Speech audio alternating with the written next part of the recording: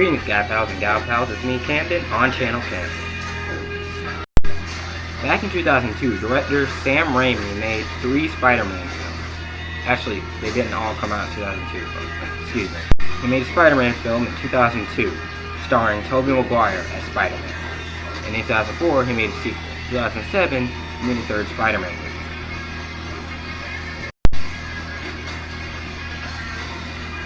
You see, Spider-Man 4, he was supposed to make a Spider-Man 4. That was supposed to come out in 2011. But, due to studio interference, he canceled it. And it was because he wanted Vulture to be in the movie, and also Black Cat to be the daughter of the Vulture. I heard the Black Cat was supposed to be the Vulturess. Also, cameos from Mysterio, played by Bruce Campbell, and many others. And then old Avi Arad and Sony, they decided to barge in and say, hey, put the Lizard or Carnage in it or something. And then Sam Raimi came in and was like, no, you can go ahead and make a reboot anyway, since that was what you were planning. And yeah, Sony was planning a reboot behind his back. This isn't the first time they tried to interfere with a Spider-Man movie. Back when Spider-Man 3, Sam Raimi was going to only have Sandman and the New Goblin, not Venom. But then Avi Arad was all like,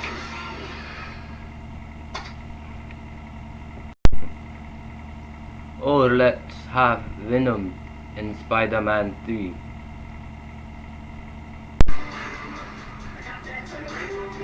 So I decided to take a stand and make a fan script for Spider-Man 4. And I love the Raimi Spider-Man, but I also love the MCU Spider-Man. You want proof that I love the Raimi Spider-Man? Is this enough? Anyway, enough lollygagging, and let's start over, shall we? So the movie begins, of course, with the main title and, you know, the typical titles and stuff, showing the cast and the writers and stuff. Peter and MJ are already married, and the marriage does not get ruined by Mephisto.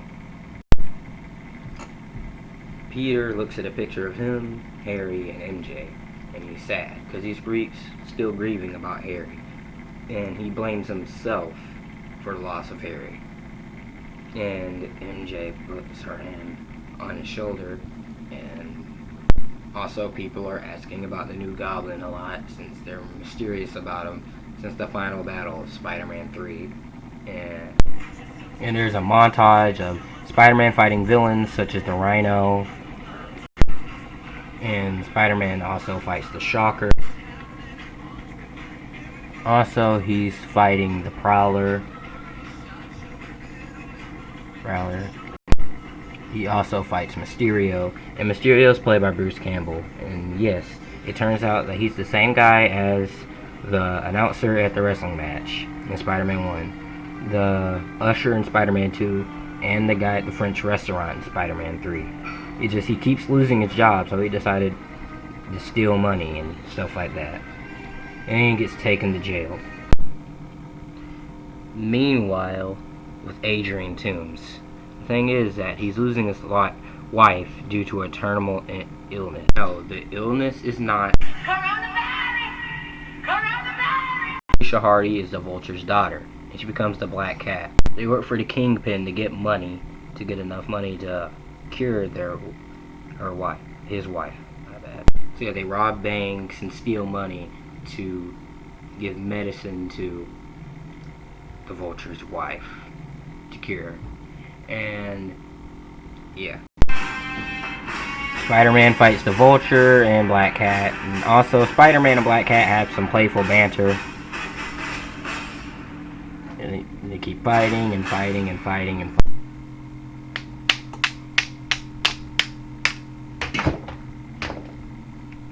Spider-Man falls down, but then he webs up on a building and then he starts swinging again.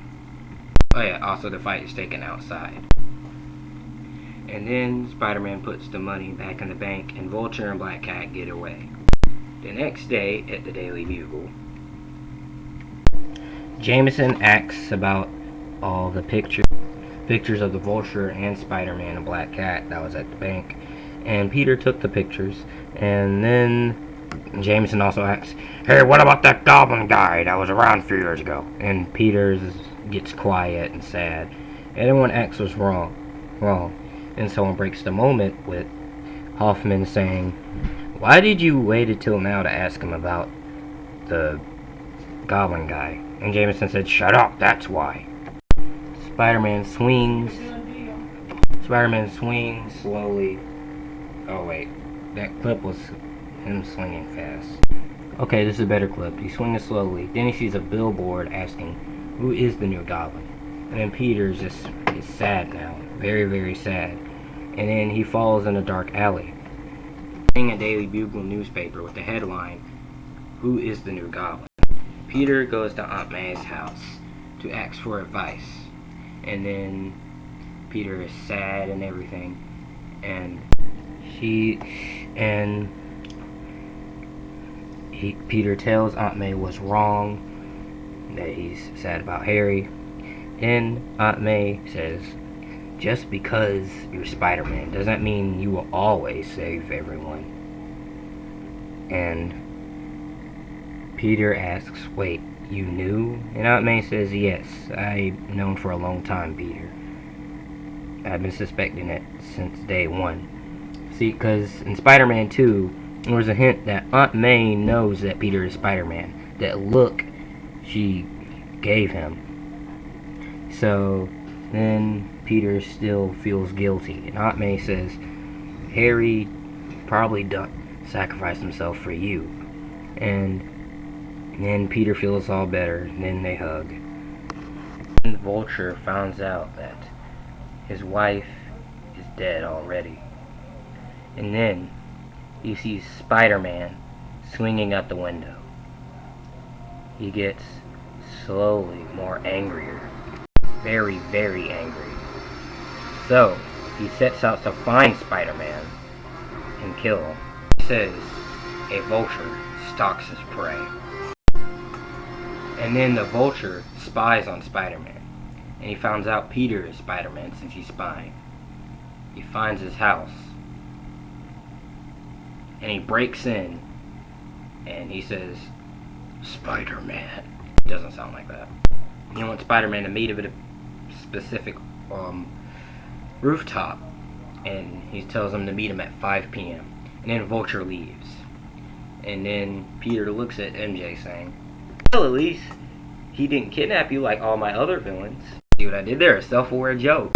And then Spider-Man goes to that rooftop. And he's asking, "Where are you? Where are you?" And then Spider-Man and the Vulture fight again.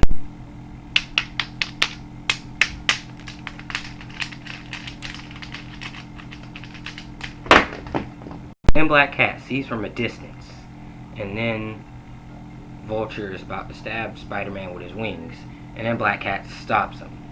Because Black Cat realizes that even with a lot of power, you can't save everyone. And then Spider-Man and Black Cat fight the Vulture side by side. And then the Vulture gets angrier and angrier. And then he falls off a building. And then Spider-Man saves him with his webs. Spider-Man makes a self-aware joke saying, "Well, at least the villain didn't kill himself by accident." Yeah, another self-aware joke. And the Vulture says, breathes heavily, "I could have saved her. She's dead now."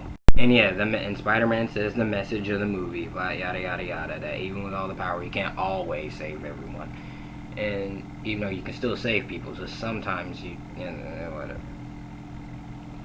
And Peter understands that Harry sacrificed himself for Peter since he got in the way of Venom when Venom was about to attack Spider-Man. And then Vulture goes to jail. Black Cat tells Spider-Man that he's working for Kingpin. Spider-Man asks where Kingpin is, and then Spider-Man and Kingpin, they fight. Spider-Man fights Kingpin.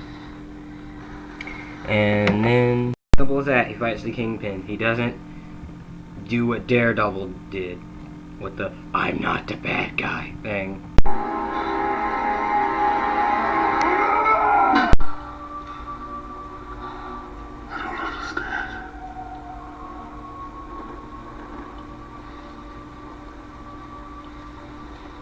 I'm not the bad guy.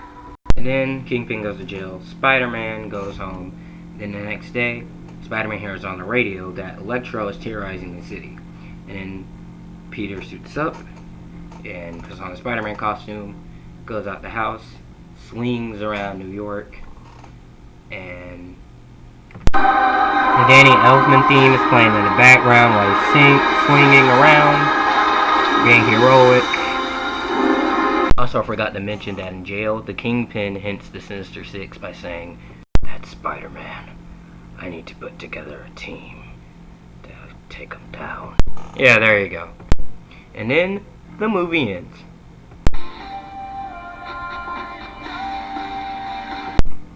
And yeah, there you go.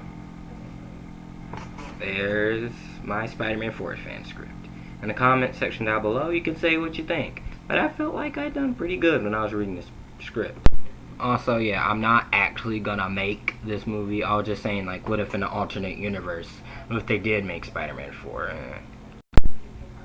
Also, I can't really do a donut scale this week, but I forgot that last week on my Dark Phoenix review, I did not give a donut scale.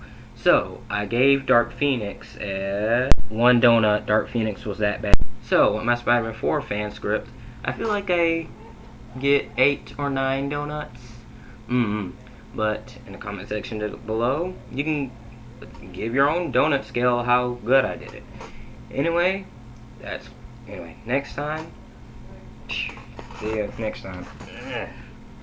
Next week. It's hero time.